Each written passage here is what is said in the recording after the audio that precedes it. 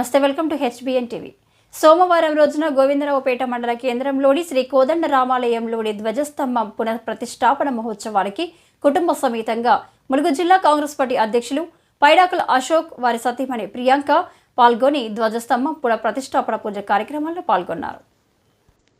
ఈ సందర్భంగా అశోక్ మాట్లాడుతూ శ్రీ కోదండరామాలయంలో జరుగు ధ్వజస్తంభ పునఃప్రతిష్ఠాపన కార్యక్రమాన్ని విజయవంతం చేసిన ఆలయ కమిటీకి కృతజ్ఞతలు తెలియజేశారు. సీతారాములు ఆది దంపతులు అని ప్రతి ఏడాది సీతారాముల కళ్యాణం గోవిందరావుపేట గ్రామంలో అంగరంగ వైభవంగా జరుగుతుంది అని, భార్యాభర్తల అనుబంధానికి ప్రతీక సీతారాములు అని అన్నారు.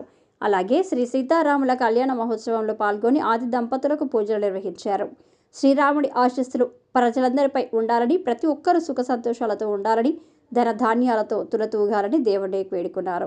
ఈ కార్యక్రమంలో మండల అధ్యక్షులు పాలడుగు వెంకటకృష్ణ, కార్మిక శాఖ జిల్లా అధ్యక్షులు కొంపెల్లి శ్రీనివాసరెడ్డి, జిల్లా అధికార ప్రతినిధి జట్టి సోమయ్య, యూత్ కాంగ్రెస్ నాయకులు పెండెం శ్రీకాంత్, జంపాల చంద్రశేఖర్, మద్దాల నాగమణి, పులుసం లక్ష్మి తదితర జిల్లా మండల గ్రామ నాయకులు అందరూ పాల్గొన్నారు.